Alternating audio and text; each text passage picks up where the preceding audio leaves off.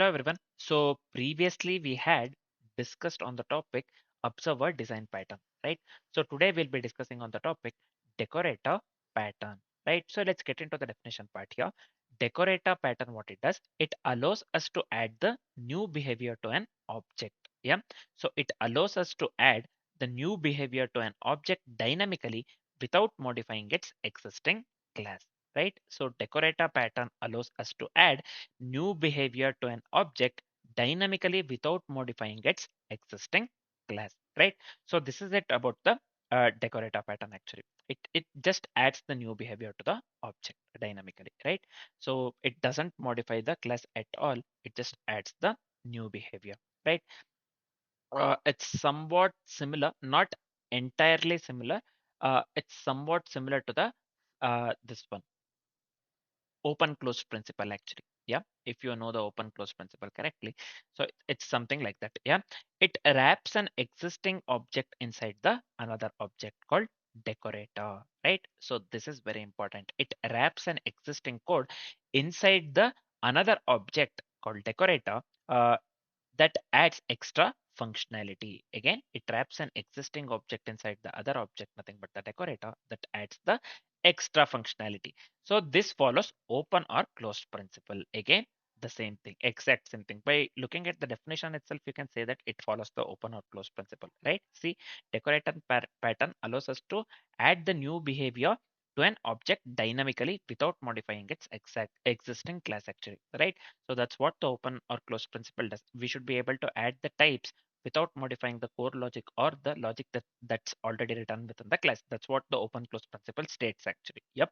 So see here, the same thing we are doing. Decorator pattern allows us to add the new behavior to the object, to an object dynamically without modifying its existing class, right? It wraps an existing object inside the another object, nothing but the decorator, that adds extra functionality. This follows open or closed principle. So when I say this follows open or closed principle, classes are open for extension, but closed for the, but it is entirely closed for the modification. Yeah, classes are always open for the extension, but for the modification, it's entirely closed, right? So this is fine. Now let's try to understand the decorator pattern with a generic UML. Then we can just come to the example part here. This one example code actually, right? Just give me a second here. So yeah, this is the generic diagram for the this one decorator pattern. Yeah, this is the generic diagram for the or generic UML for the this one decorator design pattern. See, first we have the component here, right? First we have the component here. Component, what it does? Component defines the common interface, right? Component defines the common interface called operation here. This one, yeah. Component defines the common interface operation for both base objects and the decorators, for both base objects and the decorator, right? Then we have the concrete component here, right? What does the concrete component do? Concrete component is the original object that provides the default behavior, right? Concrete component, what it does, it is the original object that provides the default behavior, right? And we also have the decorator here. What does the decorator do mainly? Decorator also implements the component itself. Yeah, decorator also implements component, and it holds the reference to the component, nothing but here we call this one as we can call this one as composition actually. We can call this one as composition. So again, let me tell you this one again. Let me write composition here. So see, decorator also implements the component, this one. Yeah, so as we are going with the interface here, decorator also implements the component, and one more main thing, it holds the reference to that particular component, nothing but the composition. Then let's move on with the main part, this one, concrete decorator A or B actually. We have concrete decorator A, concrete decorator B, right? So concrete decorator A or B, um, this extends the decorator and adds the extra behavior. So this concrete decorator A or B, right? So what it does, it extends the decorator and adds the extra behavior before or after delegating the call. Again, concrete decorator A or B extends the decorator and it adds the extra behavior before or after delegating the call, right? Clients interact only with the component interface. Yeah, client interacts only with the component interface, this one. Yeah, clients interact only with the component interface, they are completely unaware of how many decorators are being wrapped. So this part will not be shown to the this one client at all. So they'll not be having any idea, right? So clients interact only with the component interface. They will be unaware of how many decorators are wrapped actually. Yep. Then let's move on with the final things. Behavior is added dynamically at runtime. Yeah. Behavior is added dynamically at runtime without modifying existing classes. Yep. Behavior is added dynamically at the runtime and without modifying the existing classes as per the definition that we discussed for the definition and the explanation part that we discussed for the decorator pattern. Yep. So this is the simple generic UML for the decorator pattern. So let me close this one. Yeah. Let's move on with the example uh, example part actually. Yeah. So see, I'll just explain this one. I have already written the code. Let me explain this one step by step. So we have the idea, right? So just now we discussed the generic UML for the decorator pattern entirely, right? So we are going with the interface coffee here. What is this actually basically? Coffee basically it returns the total cost of the coffee. So see here, yeah, we are going with the cost, right? So this returns the total cost of the coffee. Then we are going with a simple coffee that implements the coffee. We are going with a simple coffee that implements the coffee actually, right? So this is the base coffee price actually. Here we are going with a public int cost, this one, where it is public int cost. So here we are returning 100, right? So again, what we are doing, we are just going with a base coffee price. Then let's move on with the further things. We are going with the abstract class here, right? So this is the abstract decorator class that I was speaking of. So we have made use of the abstract decorator class here. So this also implements coffee. So decorators remain interchangeable, right? So this particular abstract decorator class, this one, this also implements coffee. So decorators remain interchangeable, right? So we are going with the abstract class. Coffee decorator implements coffee.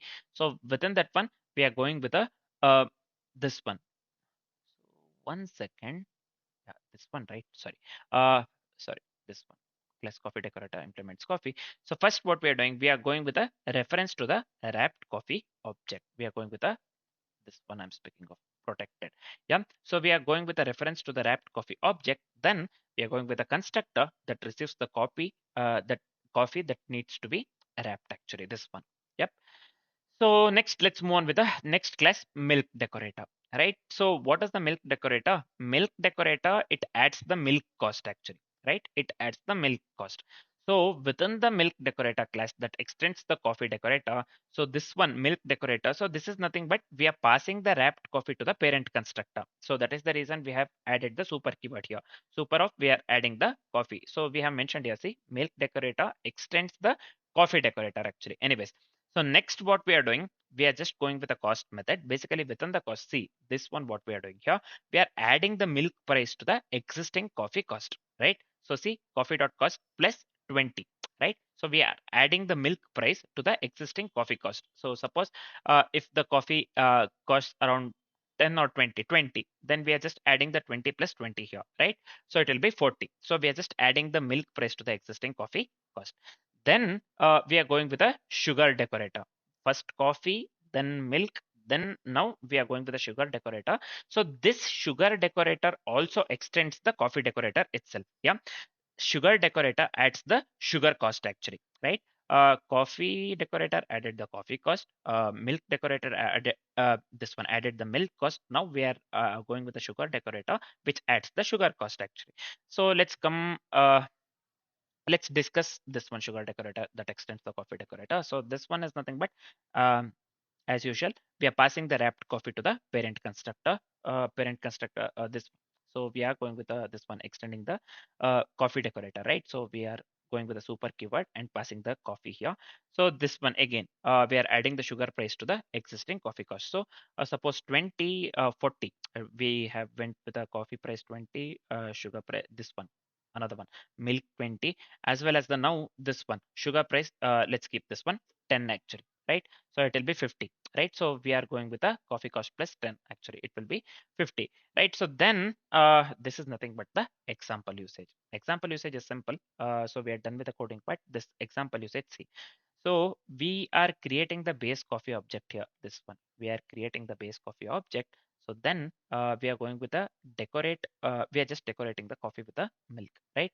So this one actually milk decorator. So then we are further decorating the coffee with the sugar, right? This one. Finally, we are printing the final cost of the all the decorations, right? So we are printing the final cost of the all the decorations. So let me run the code. See, after all the cost, accordingly with what we have considered, yeah, within the example usage.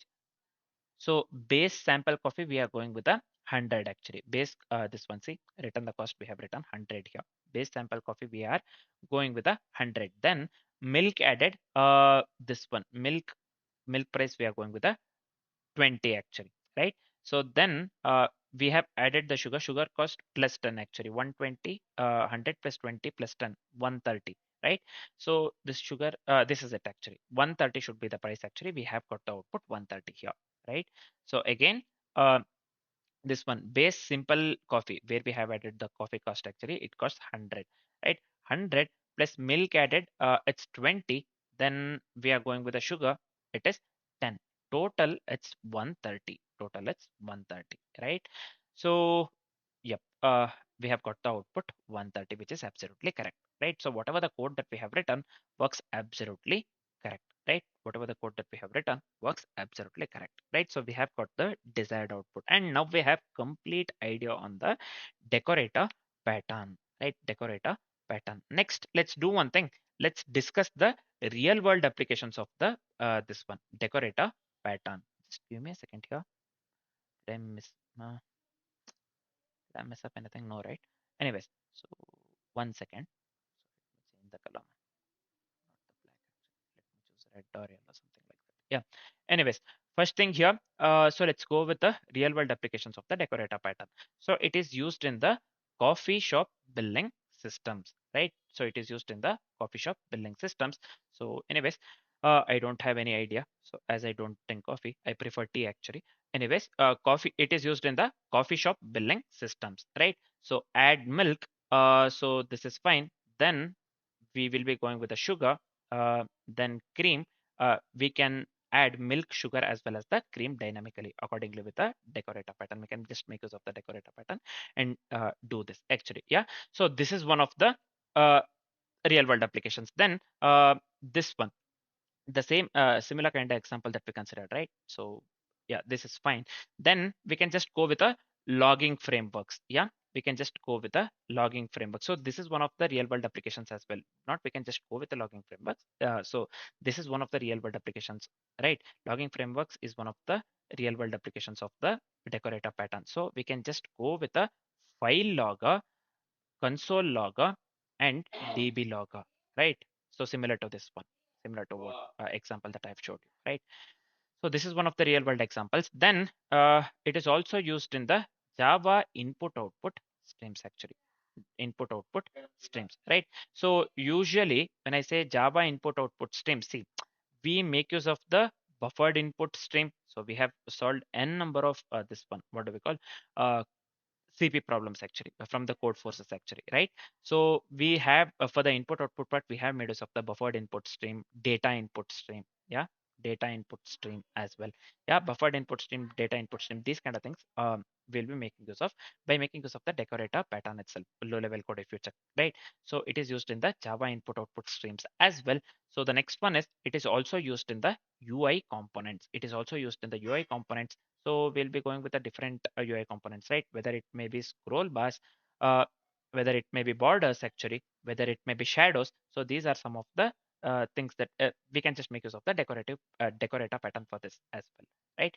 So this is one of the this one real world applications as well. The final one, it is used in the middleware layers as well. It is used in the middleware layers as well. So see, authentication, we will be going with authentication, caching, as well as the compression, these kind of things, right?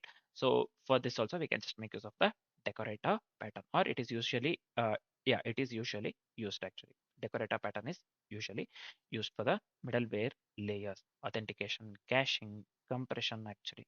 Yeah, compression. Yep. So here also we make use of the decorative pattern in the same way that I showed for the example, right? So this is fine. These are some of the real world applications of the decorator pattern. Coffee shopping billing systems, logging frameworks, Java input output streams, UI components, middleware layers. Next, let's move on with the final one, nothing but the time or the space complexity, right? So what is the time complexity here? The time complexity would lead to big of n, right? So the time complexity would lead to big of n because each decorator adds one extra function call, right? Each decorator adds one extra function calls. So this is end decorators and end calls, right? End decorators and end calls. So this is the time complexity. Actually, time complexity would lead to big of n. Again, because each decorator adds one extra function call. So we can just consider this one end by considering end decorators and end calls actually. Yeah. So overall time complexity would lead to big of n. The space complexity would lead to big of n as well. So why it is big of n here? So because each decorator creates one wrapper object around the original object. So overall time complexity and the space complexity for the code that we have written would lead to big of n and big of n respectively. Right. So this is it for the decorator pattern. Right. So just remember this decorator pattern adds the behavior dynamically using composition instead of the inheritance, right? So while solving the this one LLD problems, sometimes while applying the design patterns, right? While applying the design patterns, I write here composition over inheritance. Many times I have mentioned composition over inheritance, right? That means we are making use of the decorator pattern. This one. This one decorator pattern itself, right? So just I'm just reminding. So we are solving the LLD problems. This one, what do we call? Parallelly, actually. Yep. So we are solving the LLD problem parallelly. So I just wanted to say this. So decorator pattern. So not the decorator pattern actually. Yeah. This one. We are choosing the composition over inheritance, right? So in the when we choose the decorator pattern, just remember this one. Decorator pattern adds behavior dynamically using composition, yeah, instead of the inheritance, yeah. So this is it for the decorator pattern. So we are done with the decorator pattern. We are done with the decorator pattern. Yep. Next, what we will be doing, next we will be discussing about the adapter design pattern. For now, this is it. Thanks for watching, guys.